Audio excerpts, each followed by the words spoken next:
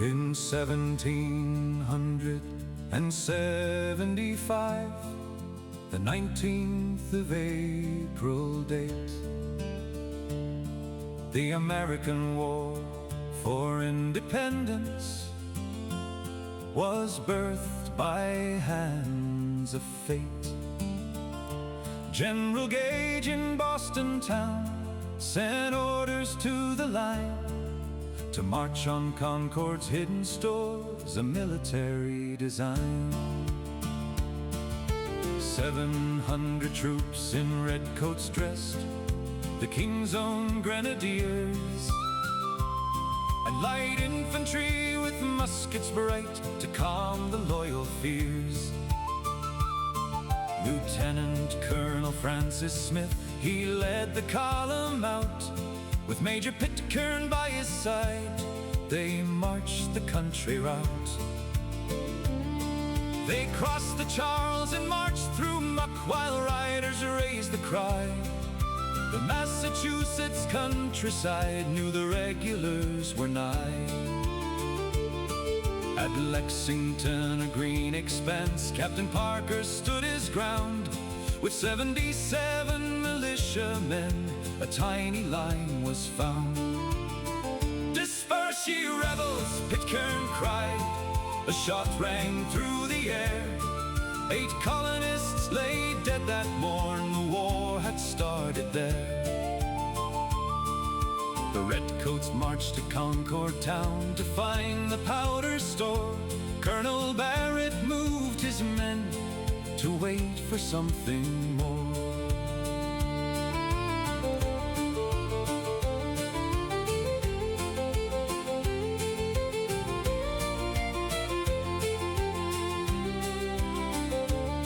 At North Bridge stood the Minutemen. Major Buttrick gave command to fire upon the light infantry and make a bloody stand.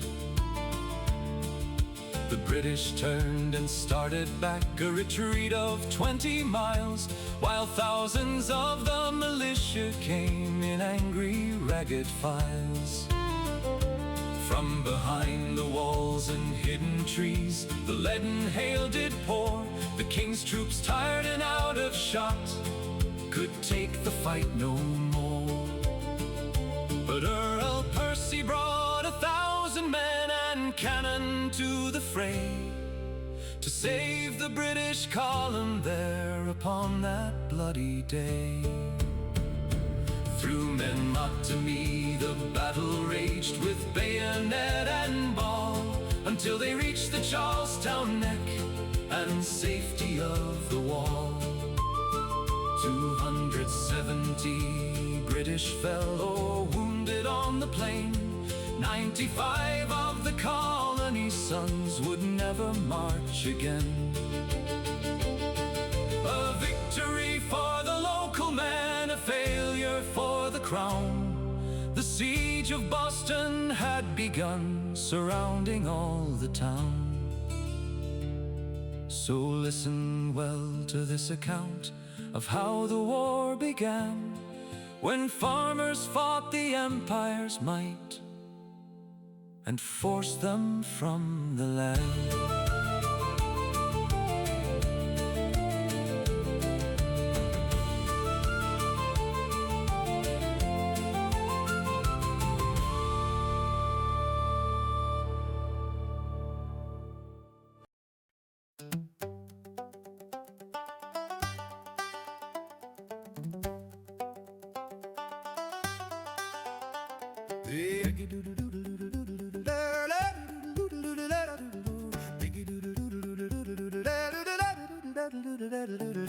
Baby, don't load out the gates, and brand new gun, and don't be late. The redcoats come with fancy hats to steal our powder and our fats, but we got eyes on every tree, and we love our darling liberty. Far from the wall, far from the shed, send them back to Boston with a belly full of lead. The farmers rose up with the sun and chased the regular on the road.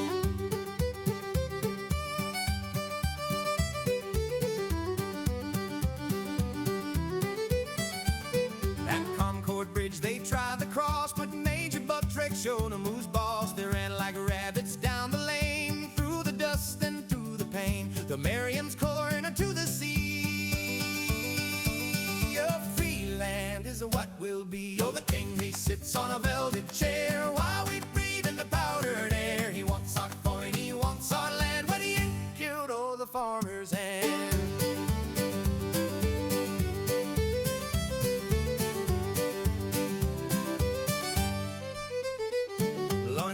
Draw his cannon down to save the day for Boston town. But we kept firing from the grass and wouldn't let the soldiers pass. They dropped their packs and lost their shoes.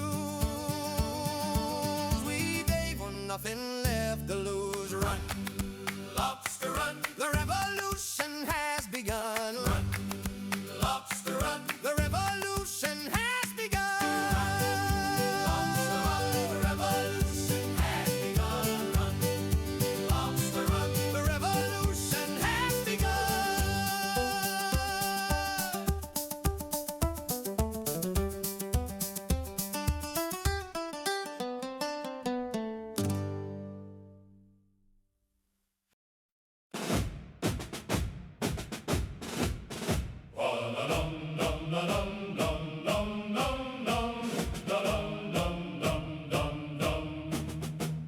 The governor sent the word that night to seize the powder, set things right.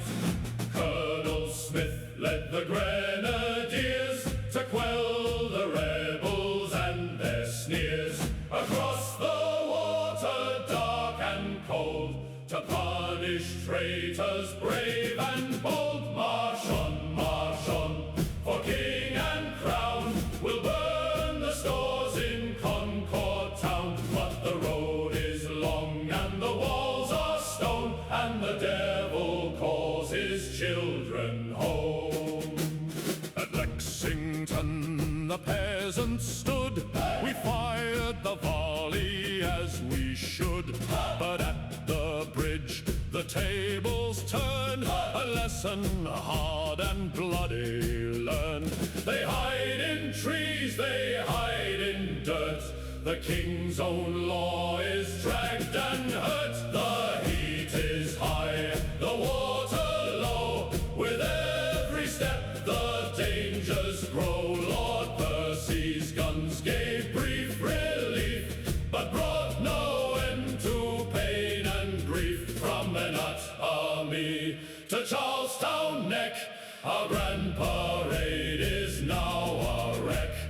Back to Boston, limp and sore, we shall return to settle the score.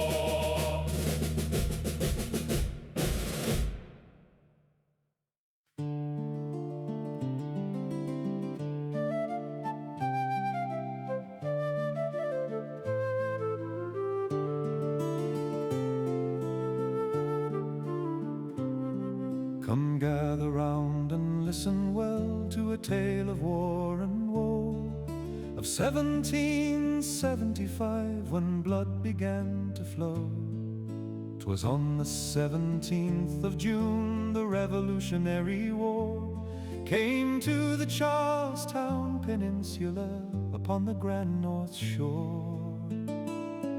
Near Boston town the stage was set beneath the sweltering sun, where history would mark the place before the day was done. 2 hills stood watch above the bay, Bunker and Breeds by name. General Gage, the British lord, sought to secure the same. But in the dark, Colonel Prescott led 1,200 rebel men, with Israel, Putnam and John Stark, to dig a dirt bullpen. They built a redoubt on Breed's Hill, an earthen fort so wide, to challenge the dominion of the turning ocean tide. The British landed on the beach, 3,000 troops of might, commanded by General William Howe, prepared to force the fight, with Clinton and Pigot by his side. The generals made their plan to drive the rustic rebels out and capture every man. The grenadiers in tall fur caps, light infantry so fast, faced farmers with their fowling pieces, trying to hold firm and last.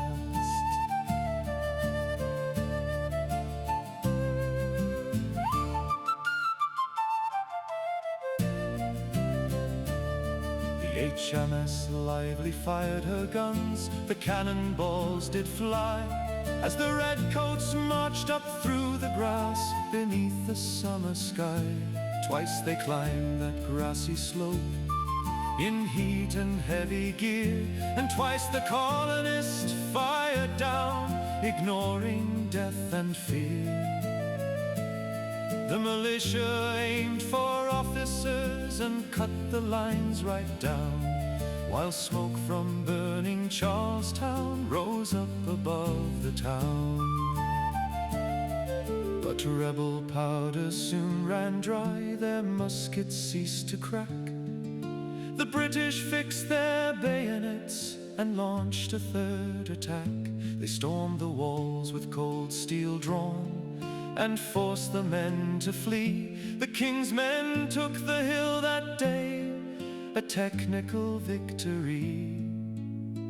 But 1,000 British casualties lay dead or wounded there, a mixed result that proved at last the rebels' will to dare. So remember now the price they paid on that high and bloody ground, where the regulars won the battle, but a long war had been found.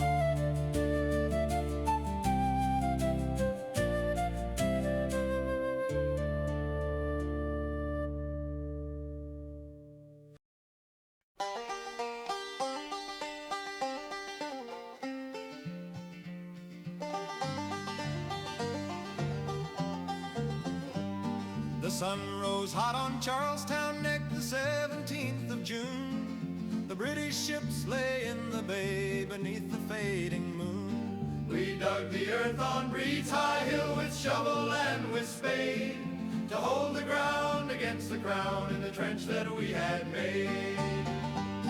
So fire low and mark your man and save your powder horn. We'll make them pay in redcoats' blood for the liberty newborn. Oh, the hill was high and the grass was tall and the fire it did rain. We stood our ground for Boston town and gave the King his pain.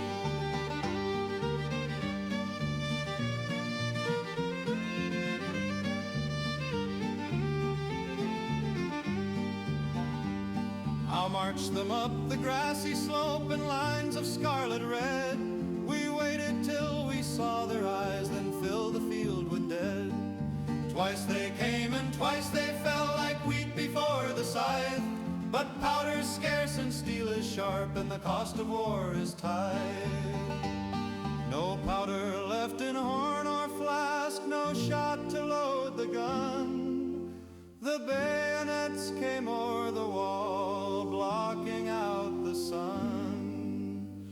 We retreated back to Cambridge side with heavy hearts and sore, but they lost 1,000 men that day to start this bloody war. Yeah, they took the hill but lost the day in the summer of '75.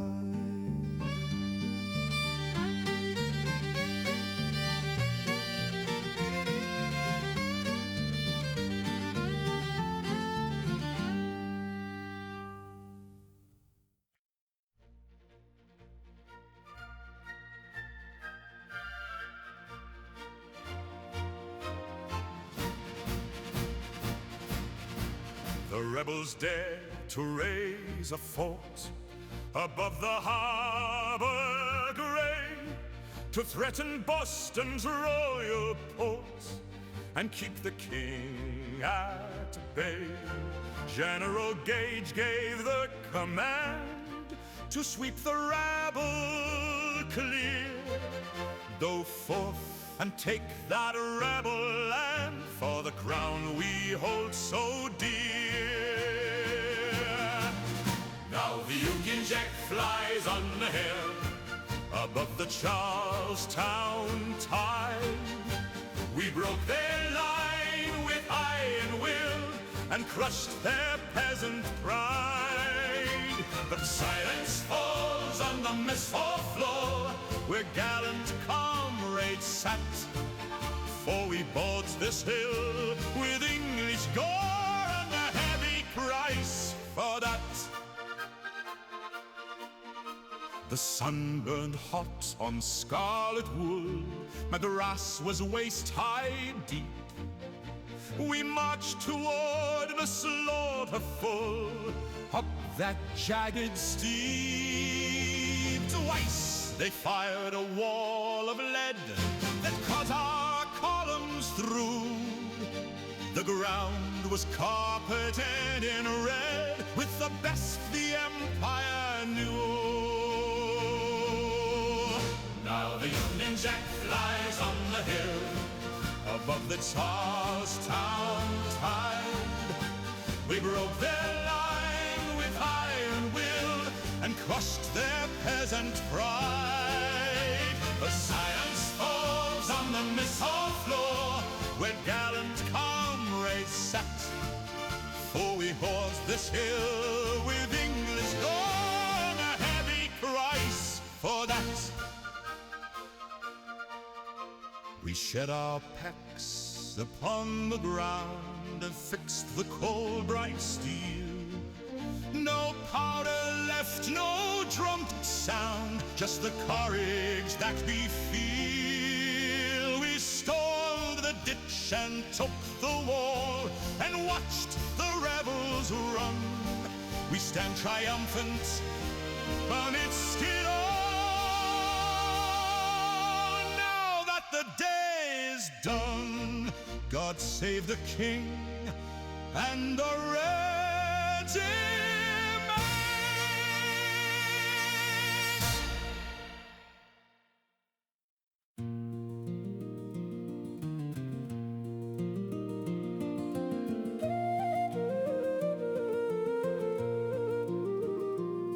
Come gather round and hear the tale of 1776, when on the fields of Long Island the nations were in the mix. 'Twas August on the 27th, the date we know so well. The Revolutionary War brought forth a day of fire and hell. General Howe commanded the British force with 30,000 men, while Washington led the Patriot side, but 10,000 in the pen.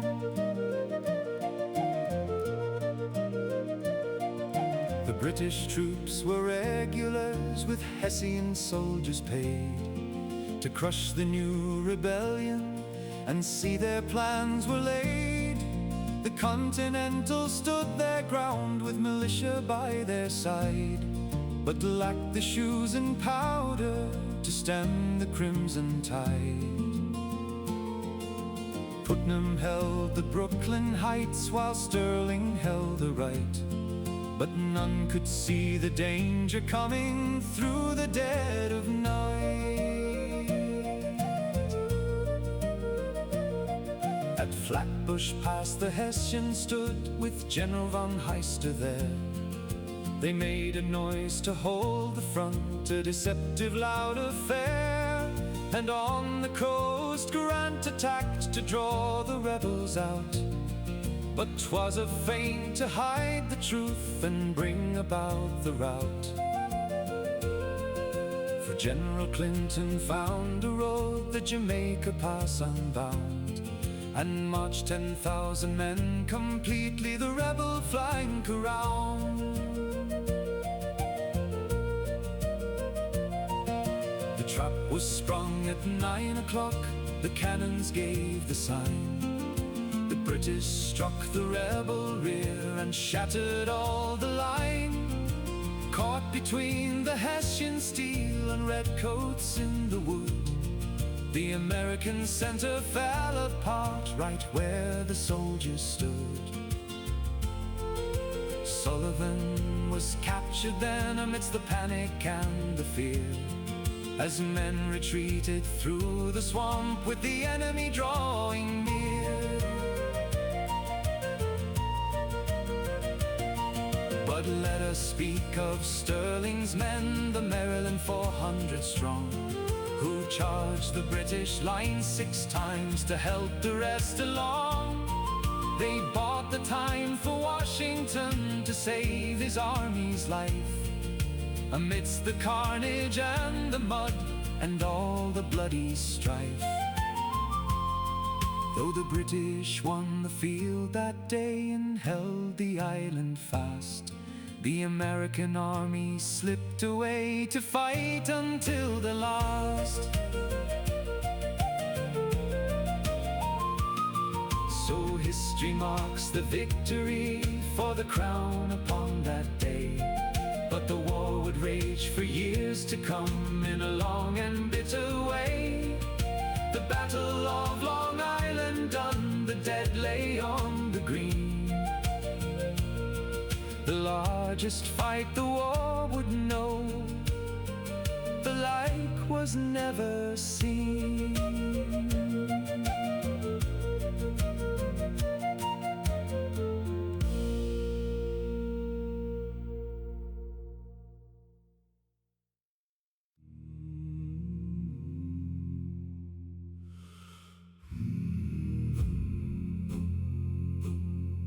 From Massachusetts shores we marched away to hold the line at the close of day.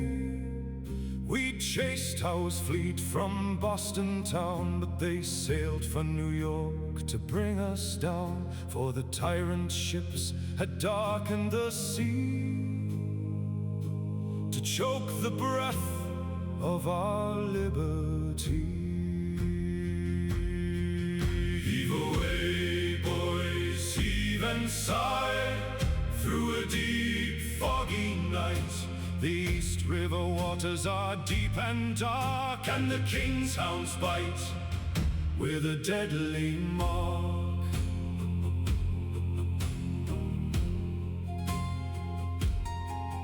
Through Jamaica Pass in the dead of night, they slipped the snare while we lacked the sight. While our generals looked for a frontal clash, the redcoats struck like a lightning flash. Outnumbered 2-1, the trap was sprung, and the bitter taste of defeat was wrung.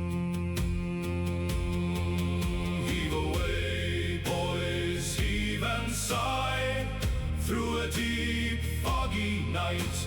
The East River waters are deep and dark, And the king's hounds bite with a deadly mark.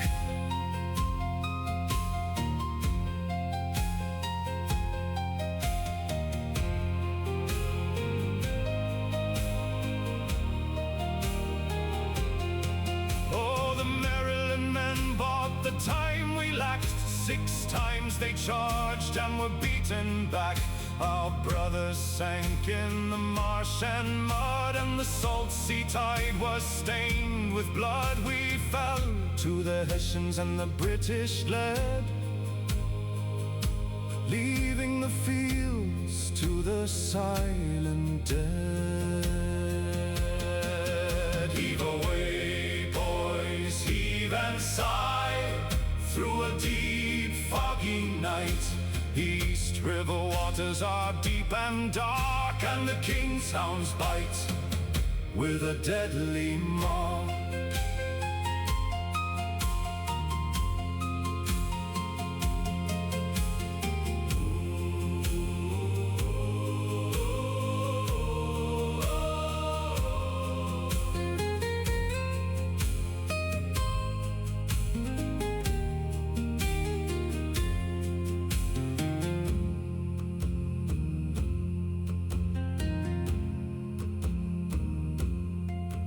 But Glover's men from the Marblehead shore gripped the wood of the muffled door. When the thick grey fog began to fall, we ferried the army to escape the thrall. The battle was lost, but the army remains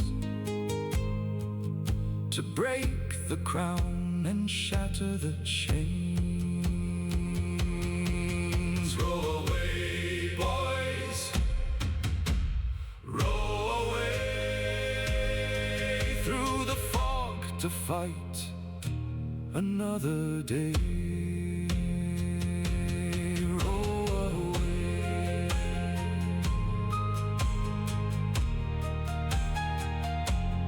row away.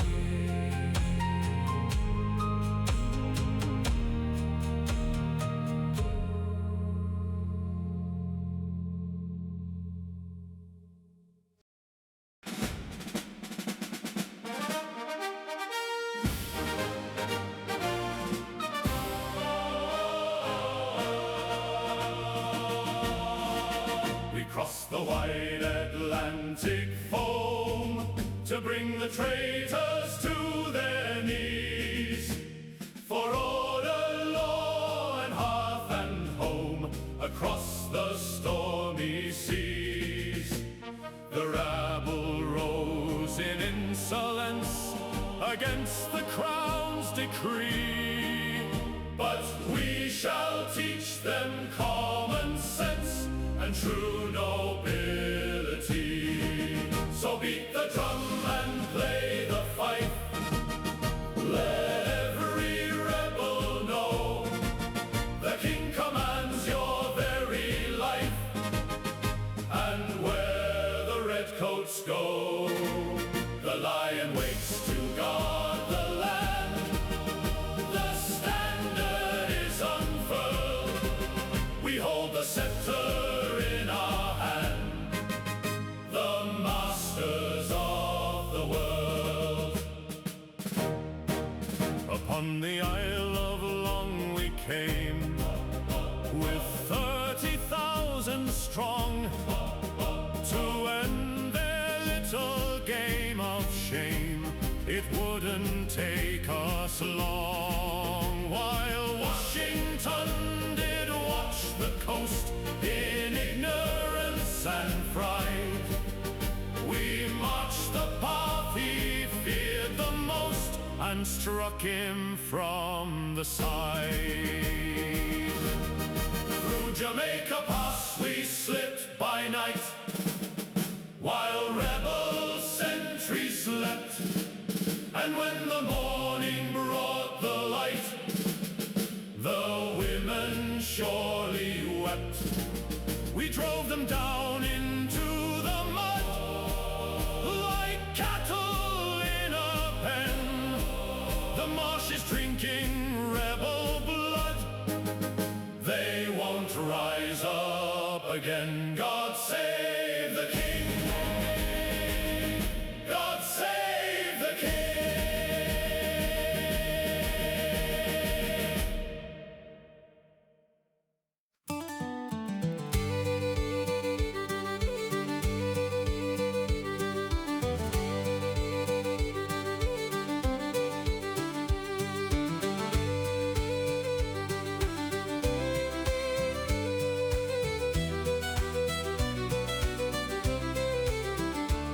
Come gather round, friends, for a story so true of the year 76, a tale known to you.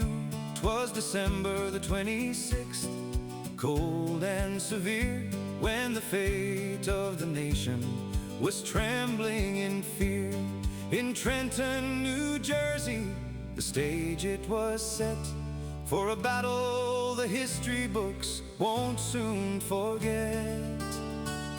On the Pennsylvania side, General Washington stood with 2,400 men doing all that they could. Major Generals Greene and Sullivan, leaders of note, loading men into Durham boats to keep them afloat. With Colonel Henry Knox and his 18 field guns The Continental Army, America's sons, they had infantry, riflemen, cold and distressed, crossing the Delaware to put strength to the test.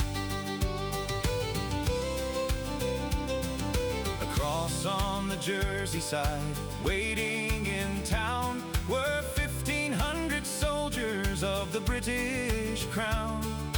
Hessians from Kassel, mercenaries by trade, under Colonel Johann Rahl, a brigade on parade. 3 regiments strong, Rahl, Osberg and Knephausen too, with Jaegers and dragoons wearing coats of dark blue. Confident in their winter quarters, they lay, never dreaming the rebels were headed their way.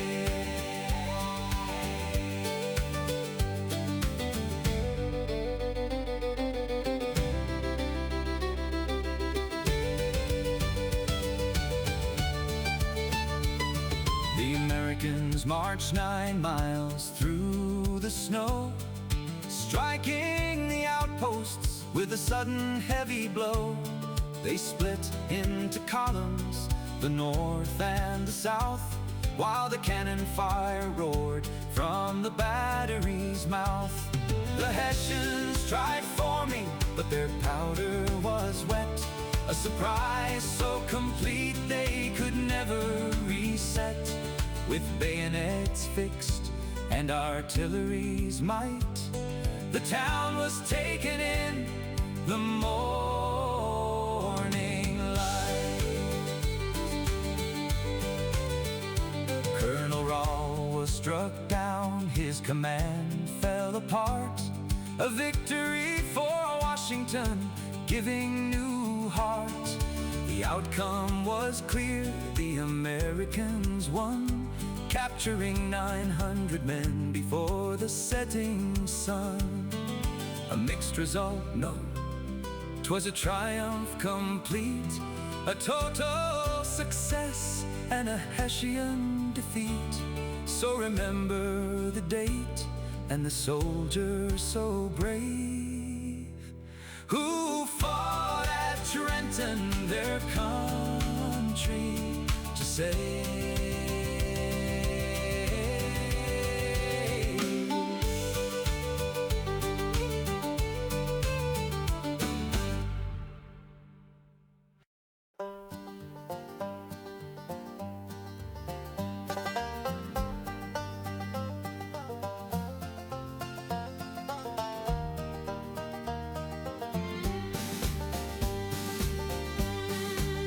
The year was fading, our time nearly done, chased like a fox on the run, on the run. With blood on the snow and rags on our feet, the world thought the army was dead on the beat. But Washington stood by the river's black ice, and he threw down the gauntlet and rolled the dice. Victory or death was the word of the night, as we pushed off the shore without a light. Huzzah for the crossing, huzzah for the gun. The Hessians are waking to see what we've done. The river was raging, the wind it did blow, but we marched into history through the ice and the snow. 9 miles we marched through the sleet and the sting, for a Christmas surprise that freedom would bring. Knocks brought the thunder, the cannons wheeled round, shaking the windows and shaking the ground. They rushed from their quarters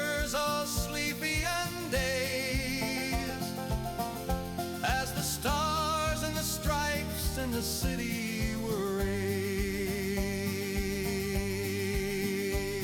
We caught them in irons, we caught them in bed. Their leader is fallen, their courage is fled. The 1,000 fine soldiers, the king's hired hand, now prisoners of war in a free fighting land. Let the news fly to Congress, let the fires burn bright. We saved the revolution in one single night. Huzzah for the crossing, huzzah for the gun. The Hessians are waking to see what we've done. The river was raging, the wind it did blow. But we marched into history through the ice and the snow.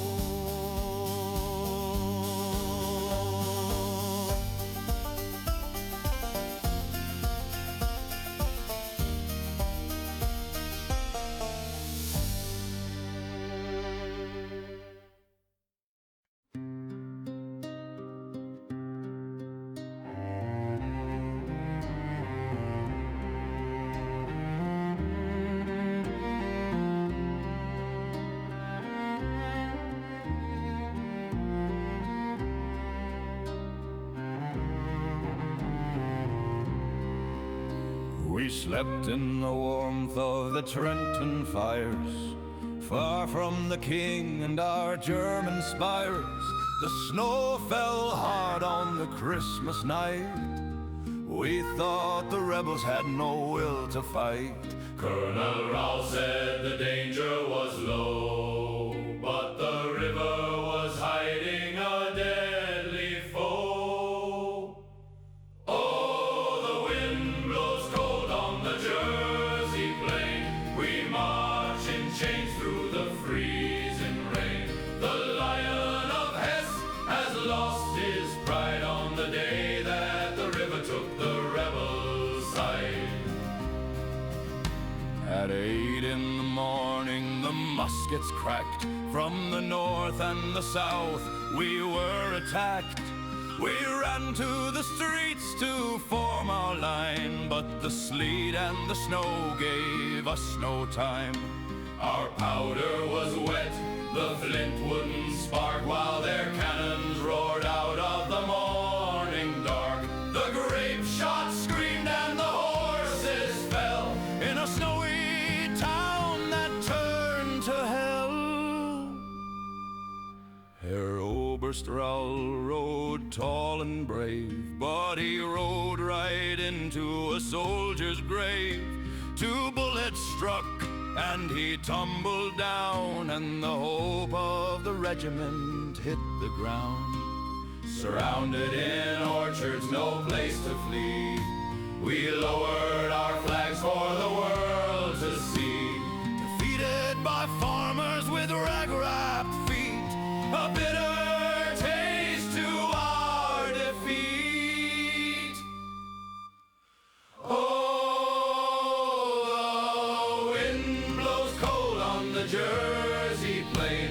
We march in chains through the freezing rain. The Lion of Hesse has lost his pride on the day that the river took the rebels' side.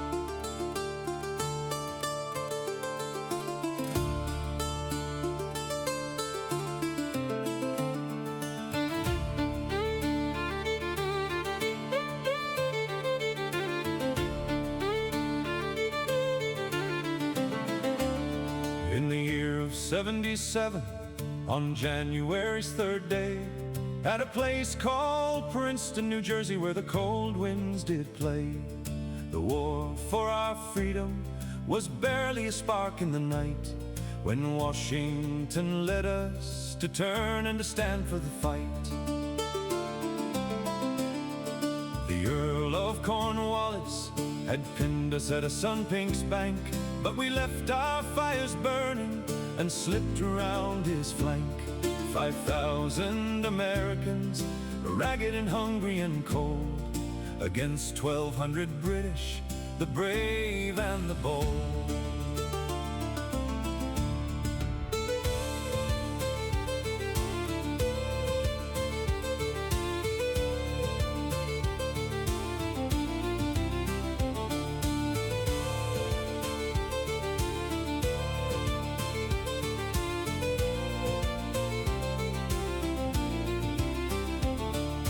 General Mercer led first, but he fell in the grain, as Mawhood's brave 17th did shower their rain.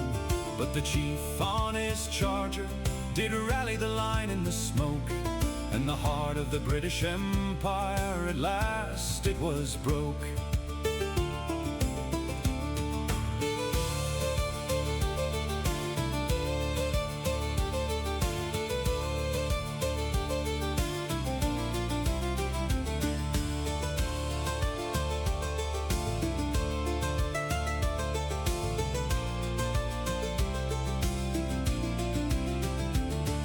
To Nassau we marched, where the redcoats did hide, but Hamilton's cannon soon punctured their pride.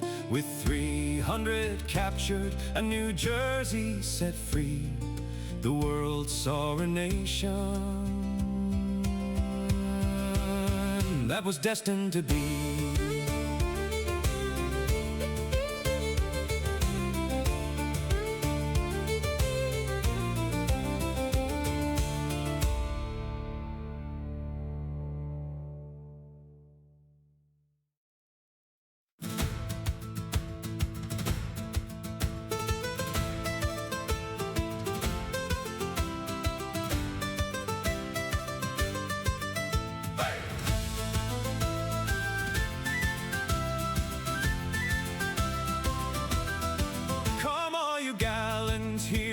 And listen to my song of how we marched through frozen night, 1,000 soldiers strong. The British fires burned at our back, had our Sun-Pink's cold flow, while we did slip around their flank through ice and winter snow. Hey!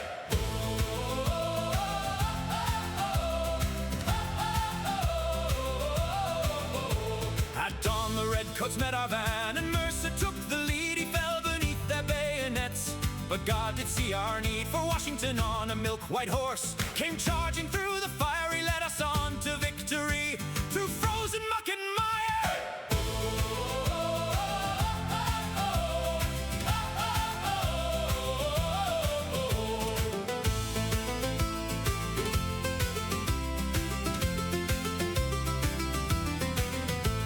We chased them into Princeton town, and Hamilton brought the gun. We sent a shot through Nassau Hall and saw the redcoats run. They fled away to New Brunswick. Their winter's plan is torn, for in the fields of Princeton town a nation has been born. Hey!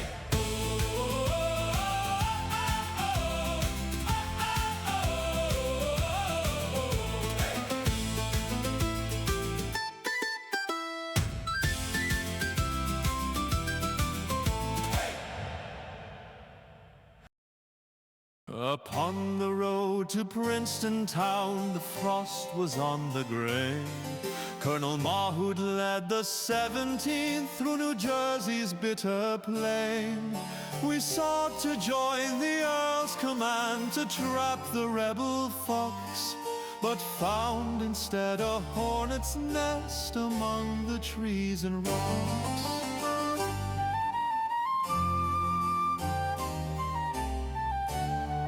The rebel Mercer met our steel and fell beneath the blade.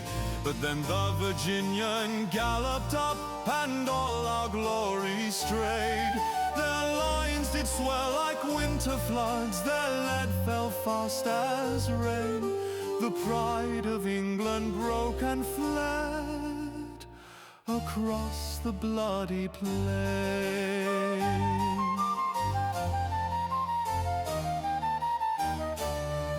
In Nassau we made our stand within the college walls, until the rebel cannonballs came crashing through the halls. Our stores are gone, our spirits spent, the winter's bite is sore. We leave the Jersey fields behind and dream of home no more.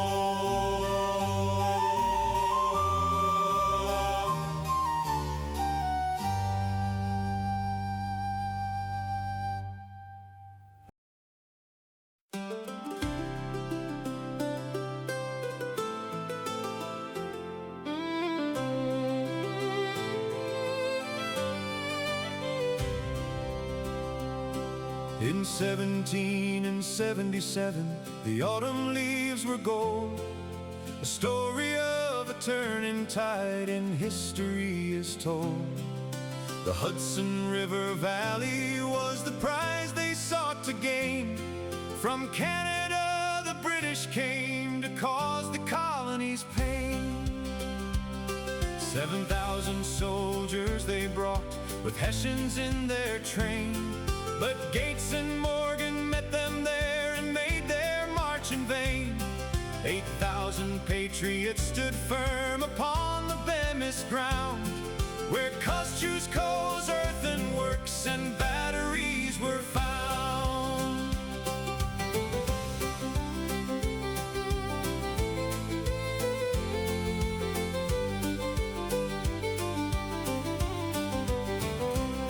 On the 19th day of September, at Freeman's farm they met.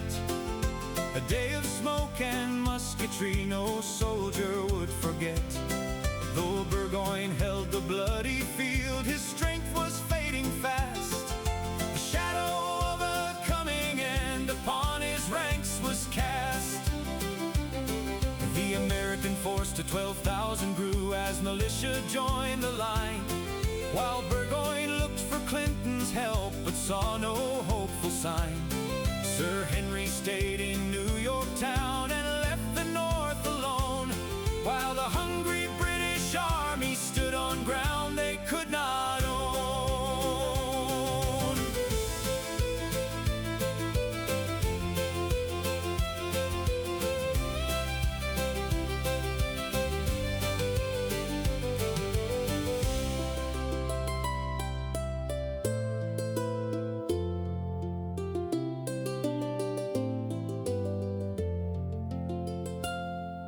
The second fight was October 7, when Fraser met his end. The British line began to break, no longer to defend.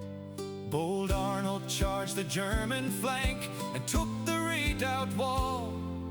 The King's ambition in the north was headed for a fall.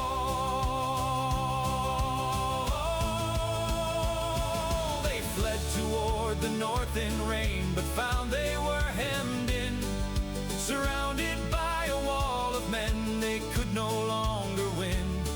10 days after the second fight, they gave the sword away, and that brought France into the war to see a brighter day.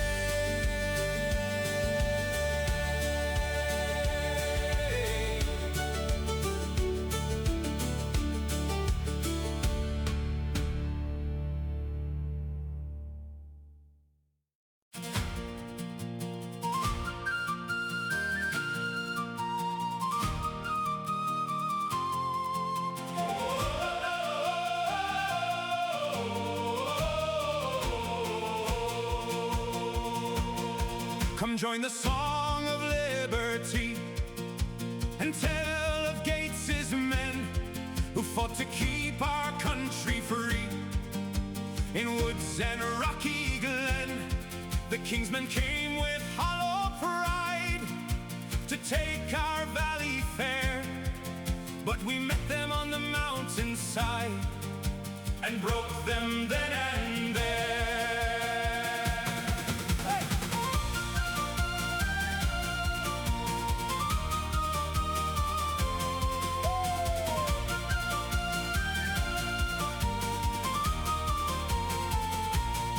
Bold Arnold rode the lightning's path through fire and through smoke.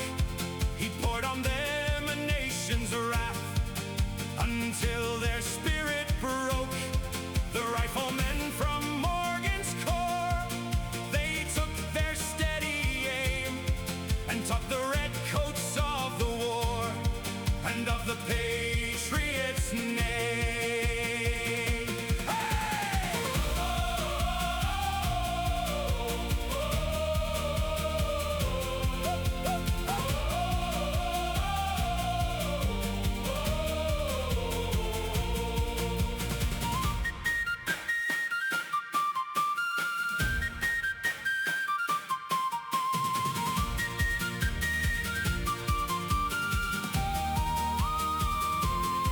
Now see the British general bow and hand his sword to Gates. The crown is falling from his brow, has changed the hand of fates. For France shall join the righteous fight, and freedom's sun shall rise. The world has seen the morning light beneath New York's fair skies.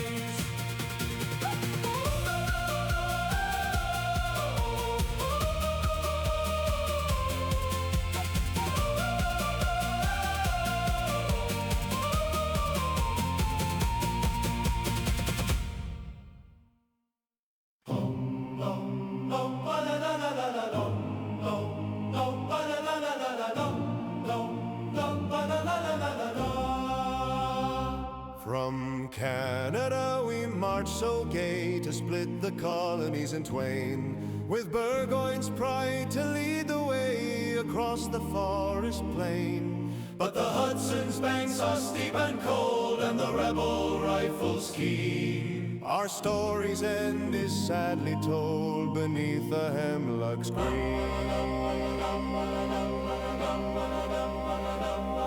At Freeman's farm the lead did fly, our bravest fell in rows, beneath a grey and weeping sky, against our hidden foes. No help from Clinton reached our ear, our bread was turned to dust. The end of all our hopes is near, in steel we put our trust. Now lay the colors on the ground, the drummer beats the retreat. No victory here shall e'er be found, but only cold defeat. To Saratoga's field we go to give the sword away. A bitter wind begins to blow upon this darksome day.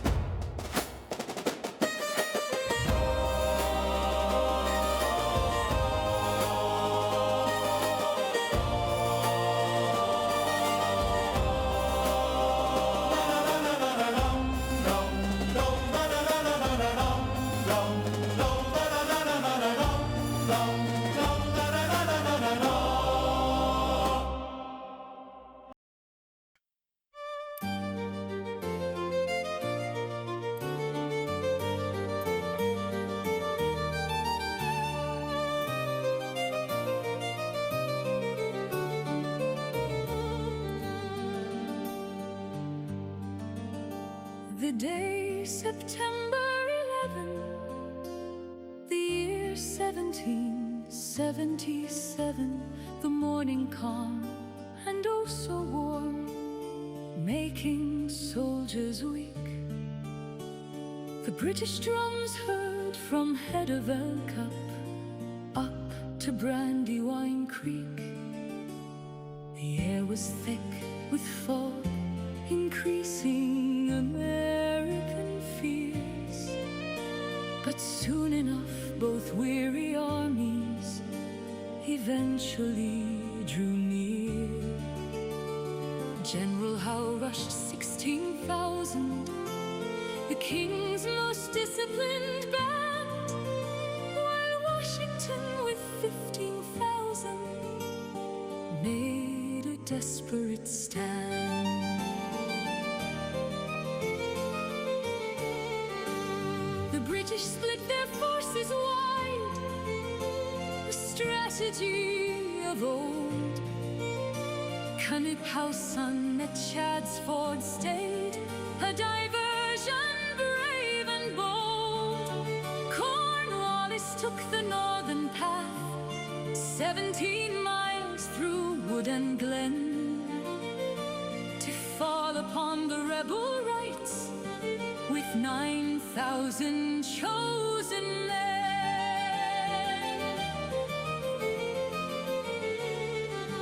At 4 o'clock the cannons roared near Birmingham. Stonewall, their Solomon and Sterling fought to stop the right flank fall, but the Americans were pushed aside, their flank was turned in pain, as Lafayette was struck by lead while rallying in the rain. But Nathaniel Greene set his men to hold the Dilworth Pass.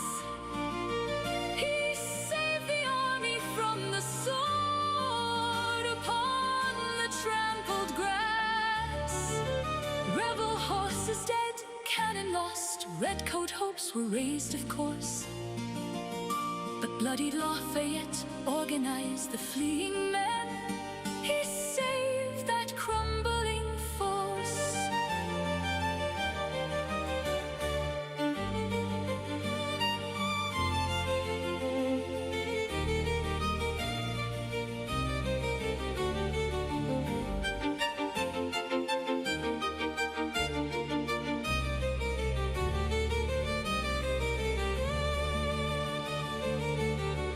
The open flank on the American right had made for easy work the Continental Congress, forced to flee to Lancaster and then to York. The British won the muddy field, and Philadelphia was the prize. But the Continental Army still lived and breathed beneath the autumn skies.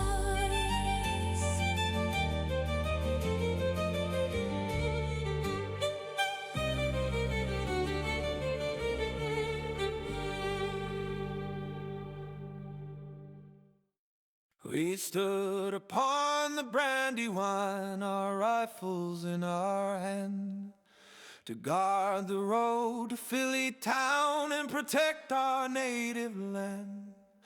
But how we took the northern path, 12 miles or more, while Cunnitt Howe's son kept us busy with his cannon's heavy roar.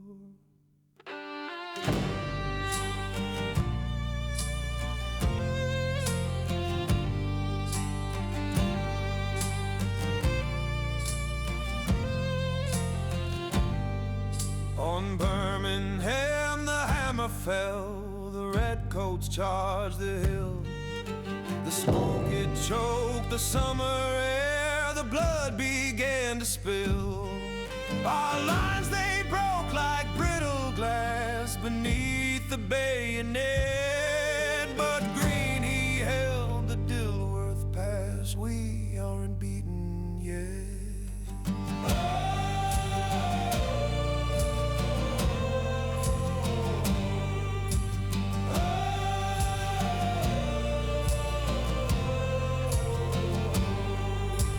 Capitol is fallen now, the king has won the day. But Washington has saved the corps to fight another way. Though we retreat in shadows dark, with spirits heavy laden, the fire of the revolution burns and shall not be abated.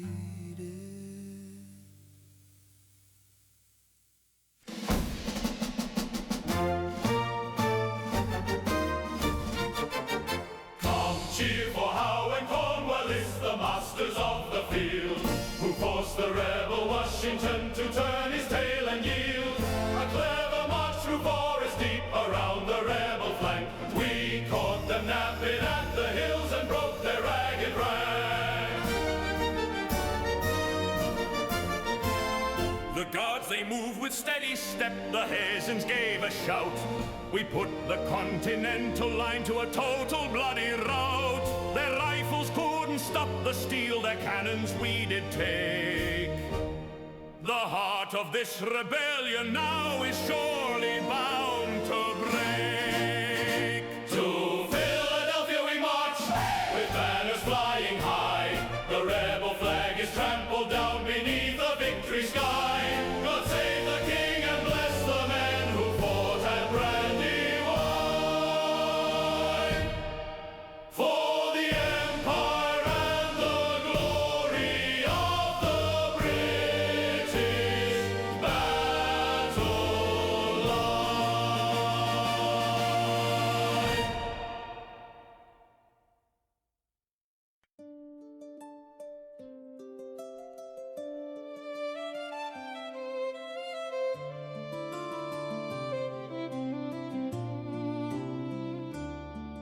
In 1777, the 4th of October's light, the Americans left their camp behind to start a morning fight. In Germantown, the British lay 5 miles from Philly Square, while 11,000 with Washington marched through the chilled air. General Howe had split his host, some in the city stayed, while Sullivan and Anthony Wayne their bold maneuvers made. Across the lanes and orchard walls, the Continental Line met the light infantry pickets where the Mount Airy hills incline. But Musgrave and his 40 men inside the Chew-house fled. They turned that limestone villa to a house of stone and lead. Knox brought up his cannonry to blast the thick stone wall, but the delay had cost the rebels dearly and caused their march to stall. The fog, it was a demon's breath, it blinded every eye, till Stevens' men and Wayne's brigade saw shadows passing by. They fired on their own colors in the confusion of the day, and the victory that seemed so close began to slip away.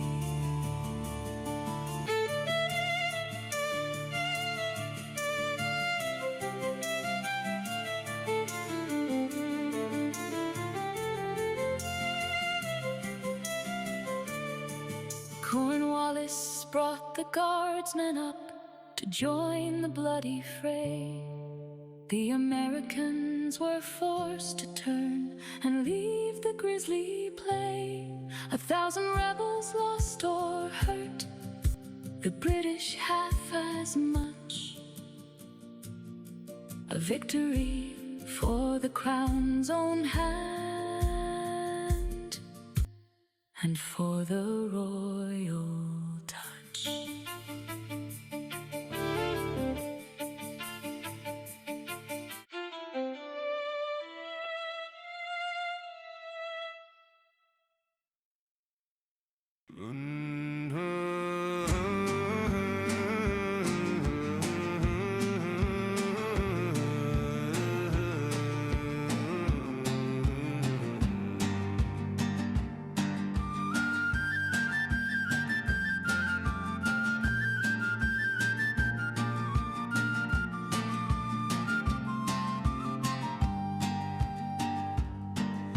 Skip Pack Road we marched by night to set the Philly captive right. The fog it rolled like ocean spray to hide us on that autumn day.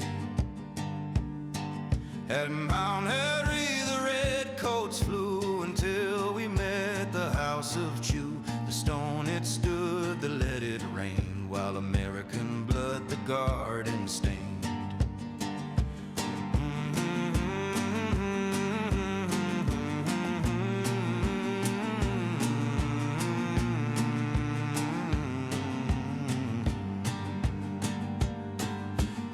mist and smoke we lost our way and turned our guns where brothers lay. Though we retired from the field of strife, we proved we'd give our cause a life.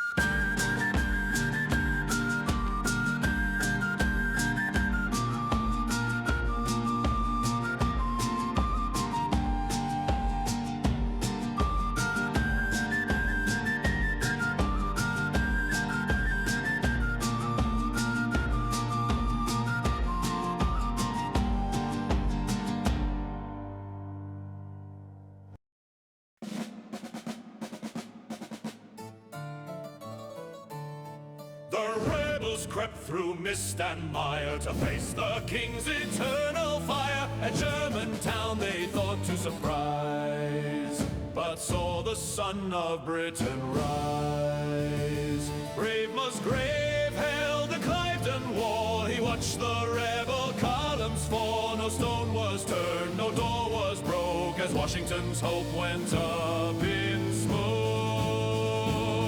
With bayonets fixed and hearts so bold, the story of our win is told. From Philadelphia to the sea, we keep the crown's great victory.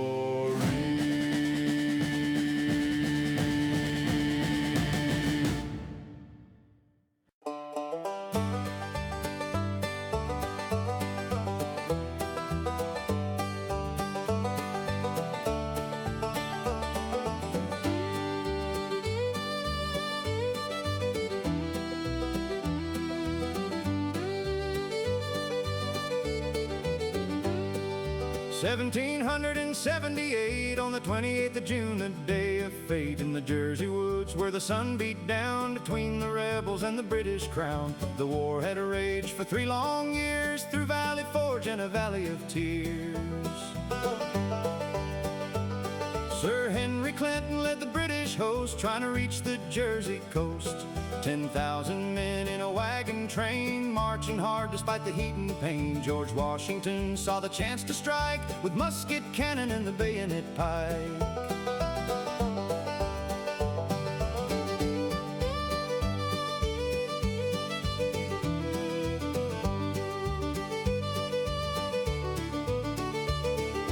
General Lee had the vanguard lead, but he didn't have the heart for the daring deed. He saw the redcoats turn their face, and he led his men in a frantic race back toward the rear in a state of fear, until Washington's voice rang loud and clear.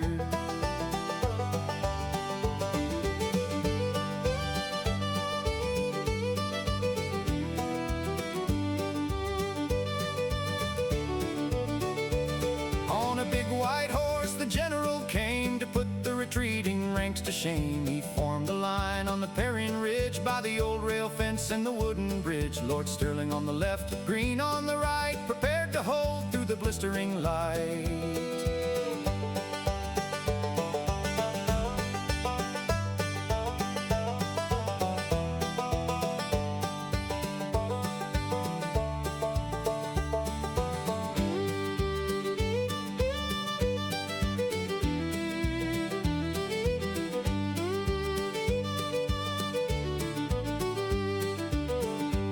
Molly Pitcher stood by the smoking gun, replacing her man in the midday sun. The Grenadiers charged the central ground, but von Steuben's students were sturdy and sound. 12 hours they fought in the heat and smoke, until the spirit of the soldiers broke.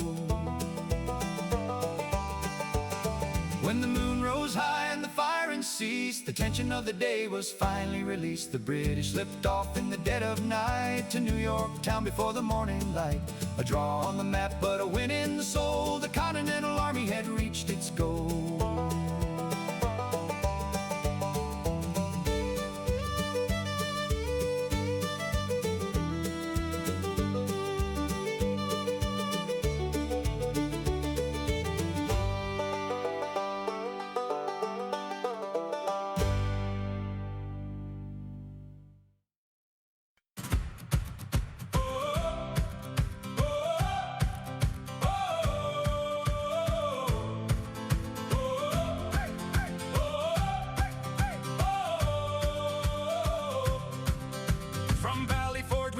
steady stride, with von Steuben's drilling a newborn pride. The redcoats led with all their stolen gear, but Washington was drawing ever near. Through Jersey heat where the mercury rose high, we vowed to fight beneath the summer sky.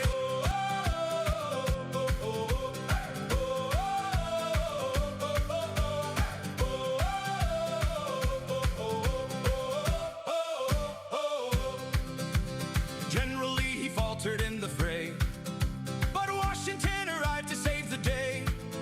He rallied every man upon the height, and Molly fired her gun with all her might.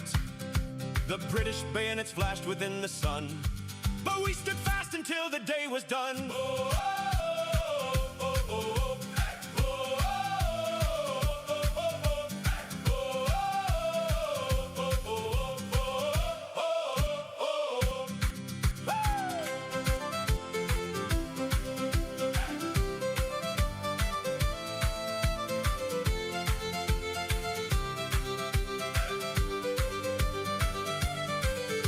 The sun went down on a field of blue and red.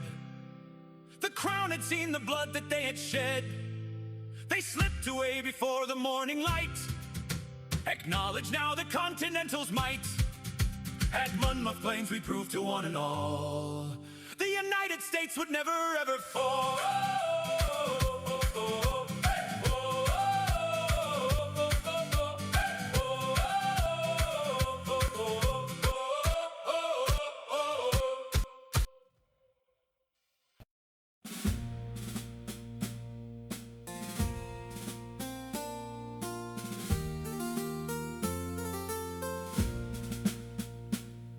In Philadelphia's streets we took our ease, till Frenchmen sailed across the stormy seas. Sir Henry called for us to march away to Jersey sands, where heat would rule the day. 12 miles of wagons in a dusty line, beneath the sun that so strongly did shine. At Monmouth Court the rebels made their stand, with Washington to lead their motley band. We turned our steel to face the rebels' fire, while men collapsed within the Jersey mire. The Grenadiers, they charged against the hill, but heat and lead did break our steady will. The field was held, but at a bitter cost. Our pride was scorched, our fallen brothers lost. At midnight's hour we stole away in gloom, to leave that place of blistering sandy doom. A hollow draw upon a burning plain, where British blood was spent for little to gain.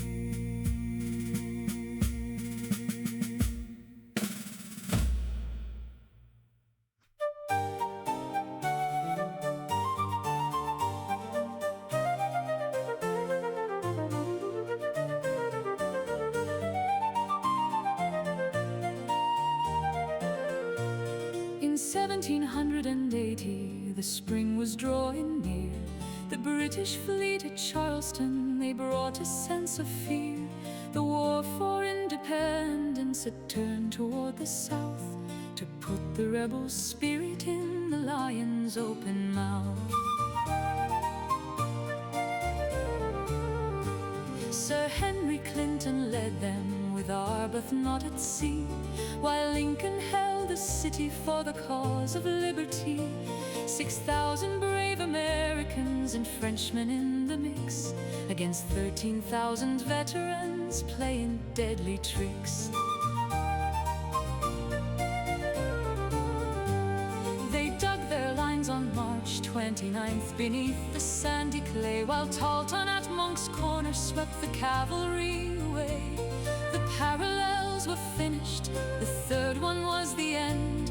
With mortars and with carcasses, the walls they could not mend. By the 12th of May, the flags were lowered, the struggle had been lost. 5,000 men in capture, oh, think upon the cost. The British won the harbor, they won the southern gate, but the fire of the revolution, it would not find its fate.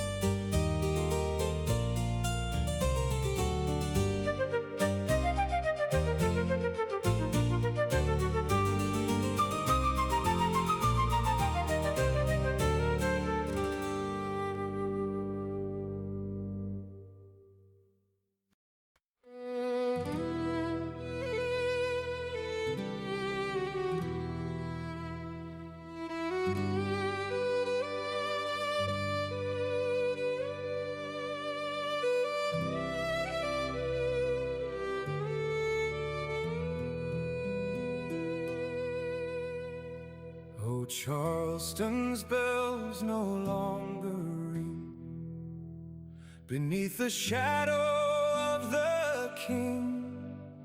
Lincoln held the line so long against a tide so fierce and strong.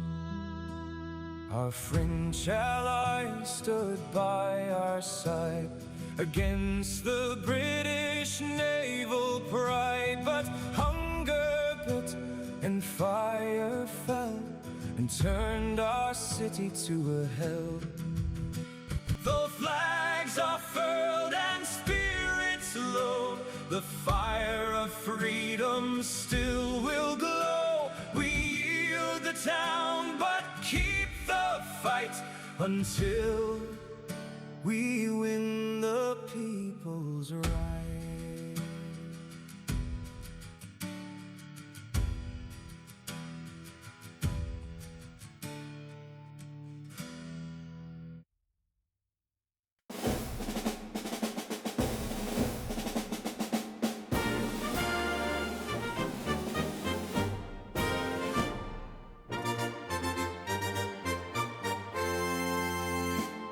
From New York's frost to southern heat, Sir Henry brought the royal fleet. The rebels thought their walls were stout, but Clinton's men would smoke them out.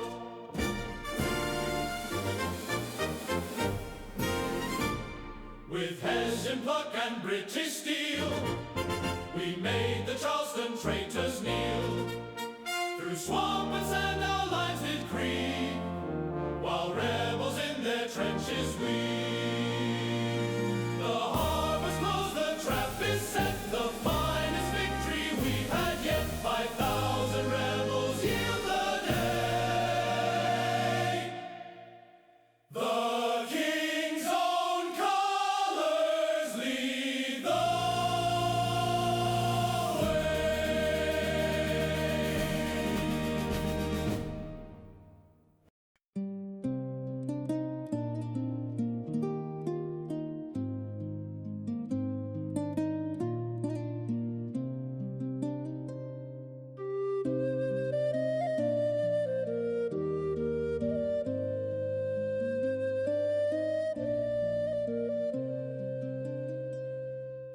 was August the 16th, the year 80-odd, in the South Carolina, on the dry sandy sod. The war of rebellion was raging its course, when Cornwallis and Gates brought their men and their horse.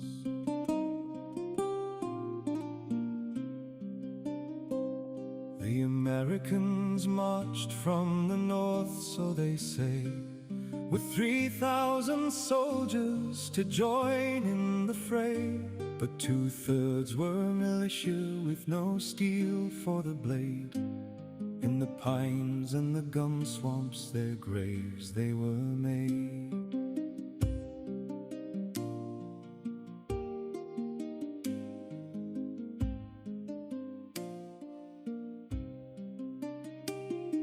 The British had half that, but veterans all.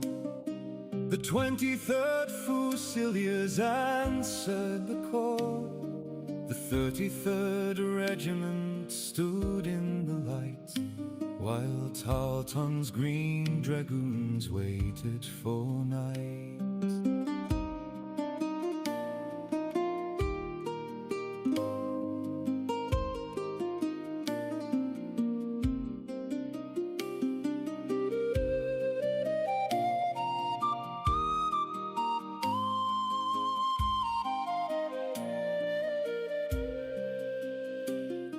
The battle was joined in the fog of the dawn. By the time it was 8, the militia were gone. They ran from the bayonet, they ran from the sound, leaving only the Marylanders holding the ground.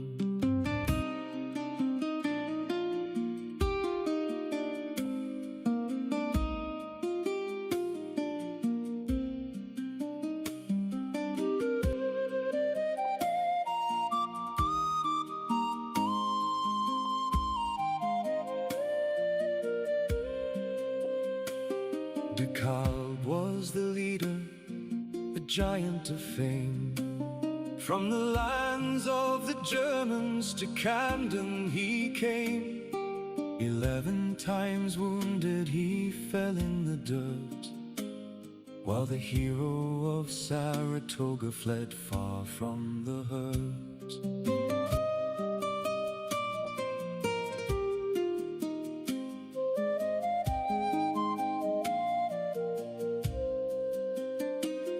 1,000 were captured, the army was lost. A terrible price and a staggering cost. The king held the field on that hot August day, but the war in the South was not settled this way.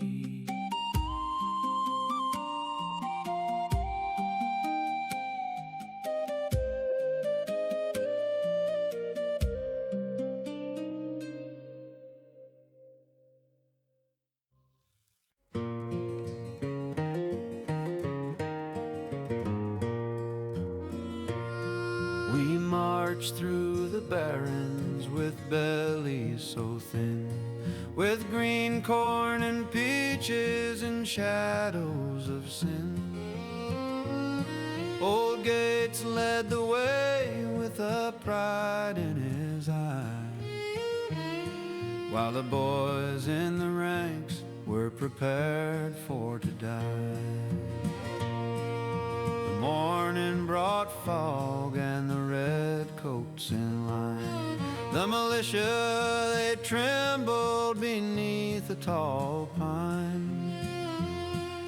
The bayonets glinted, the huzzah did ring, and our courage took flight like a bird on the wing.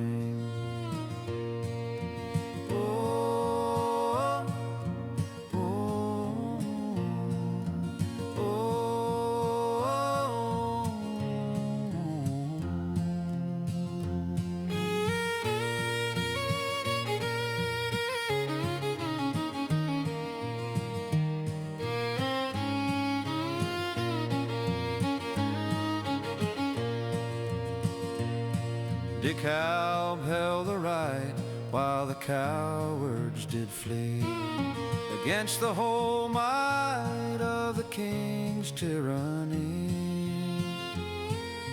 11 deep wounds and a soul for the cause, while the rest of us broke from the lion's cold claws.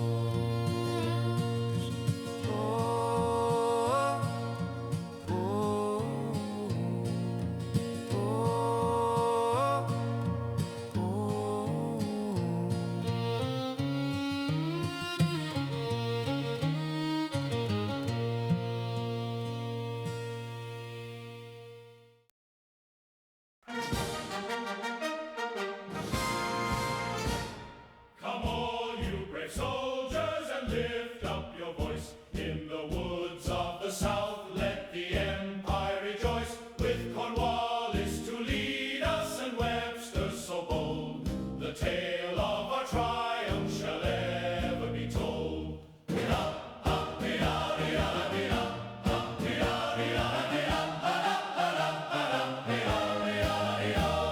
The rebels stood ragged in swamp and in heat, with no shoes on their toes and no bread for to eat. One charge of the steel made the boasters all run, and the field it was ours by the rise of the sun.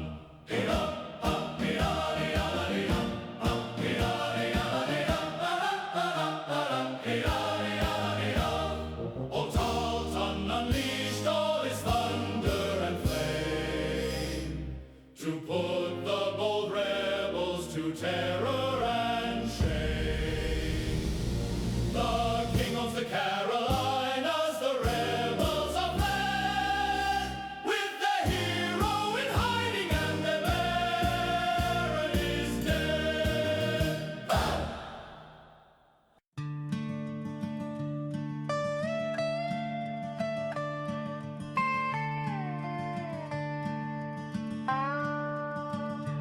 In the year of 1780, when the southern sun was low, a war between two brothers was beginning for to grow.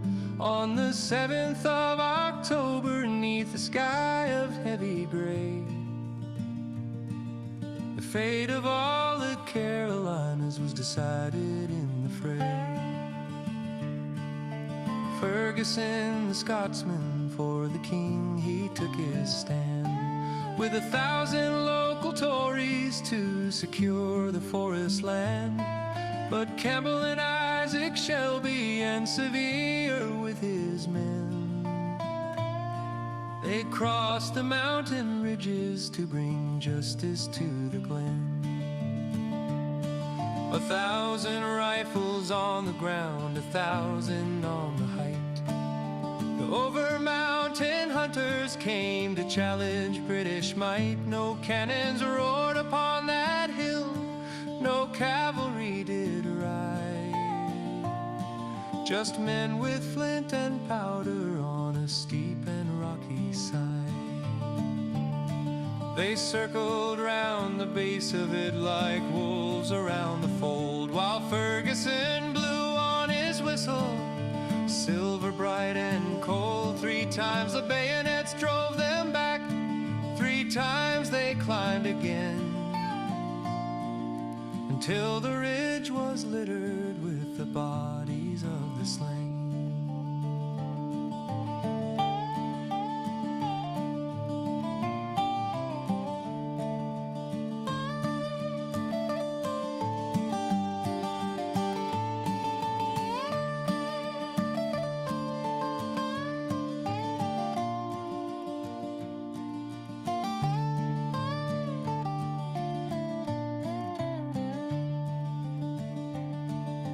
Bulldog fell at 4 o'clock with lead within his chest. The patriot shout of victory put the loyalist cause to rest. Cornwallis turned his army round, the tide had truly turned at the Battle of Kings Mountain, where a lesson had been learned.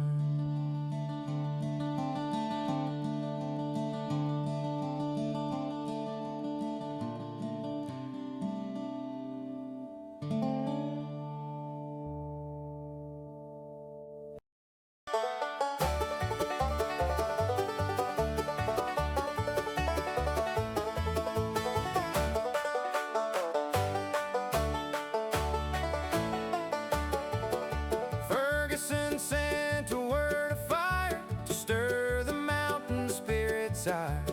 He said he'd lay our chimneys low, but where the winds that fiercely blow. From Watauga's banks we rode away to find the bulldog at his bay. We found him on a rocky shelf, a king of nothing but himself. We circled round the mountain base and looked the redcoats in the face with Deckard rifles true and long. We sang the tyrant's funeral song.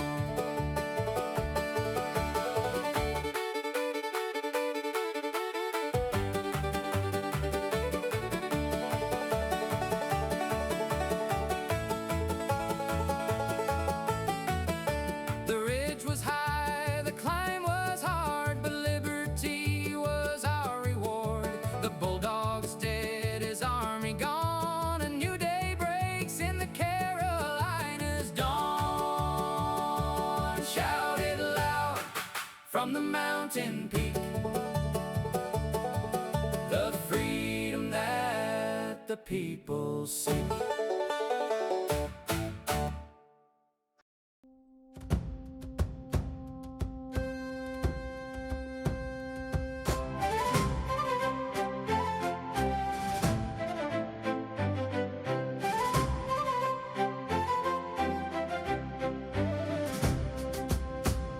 Upon the heights of Kings so steep, where loyal men their vigils keep, Major Ferguson, brave and bold, defied the rebels in the cold.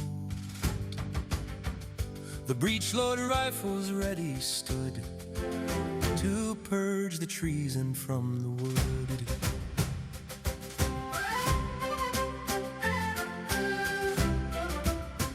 But from the hills the hunters came with long rifles of deadly aim. They hid behind the oak and pine to break our brave and steady line. No formal field, no honor show, just lead and rain on hearts of stone.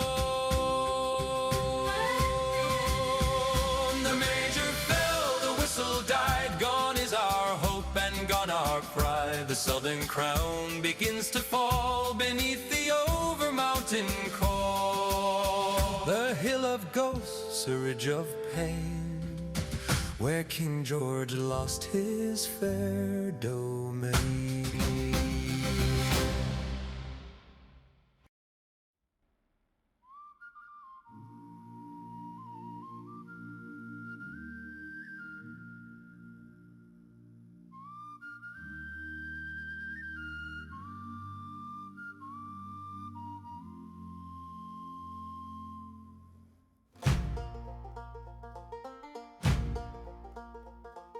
The redcoat rides on a stolen horse with a heart as cold as iron. He chases us through the mud and gorse like a lamb before the lion. The river runs wide behind our backs, no boats to take us over, so we stand our ground in the freezing tracks amidst the frost and clover. Oh, little I-oh, the wind blows cold. Oh, little I-oh, the story's told. The trap is set, the morning's gray, and we'll make the butcher pay today. Old Morgan walked the line last night with scars upon his shoulder. He said, don't fire till the aim is right and the air gets a little colder. He put the militia in the front to catch the British eye. 2 shots is all I really want, then run before you die. Oh, little I-oh, the wind blows cold. Oh, little I-oh, the story's told. The trap is set, the morning's gray, and we'll make the butcher pay today. The Legion charged with sabers drawn, thinking we were running, but the Continentals stood at dawn, silent, still, and cunning. We faced about and poured the fire into the smoke, and screaming, We dragged their pride into the mire and ended all their dreaming.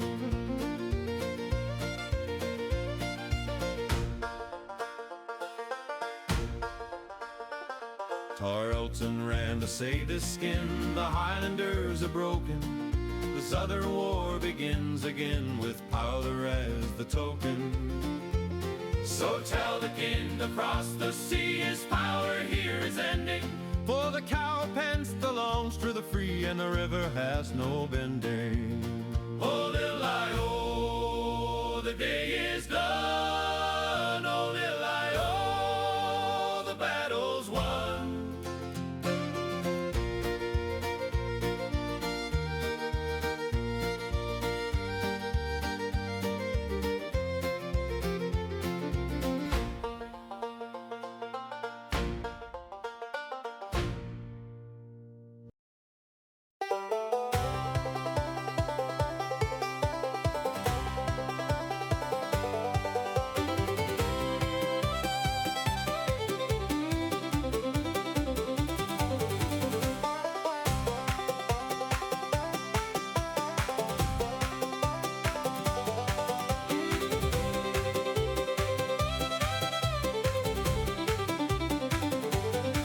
Come listen, all good people, to a story I relate of the American Revolution and a turning of the fate. 'Twas the 17th of January, 1781, when the armies met in conflict 'neath the rising winter's sun. In the colony of South Carolina, a grazing ground is found, known locally as the Cowpens. 'Tis open woodland ground. There General Daniel Morgan stood with 1,000 men or so to face the British Legion, the fierce and hardy foe. Now on the side of Britain, Lieutenant Colonel Tarleton led, a man of dashing courage, filling rebels' hearts with dread.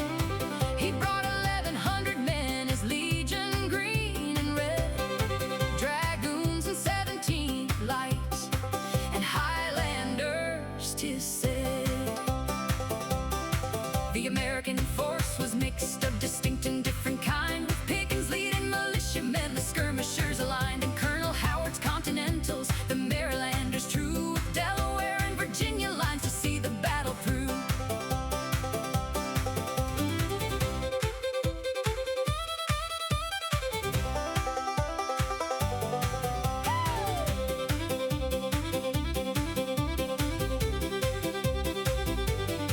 The numbers were near equal, though the British had the steel. 2 cannon called grasshoppers to make the rebels reel. But Morgan had a plan that day to use the terrain well and place the broad river at his back, as histories do tell. The battle joined at sunrise with skirmishers in front. They fired upon the officers to bear the battle's brunt, then fell back to the second line where militia held the sway. They fired 2 volleys at the foe, then seemed to run away. The British cheered and rushed ahead. Their discipline was lost. They thought the rout was underway, but dearly would it cost. For on the hill the Continentals stood in order deep, and poured a volley in the ranks that made the mothers weep.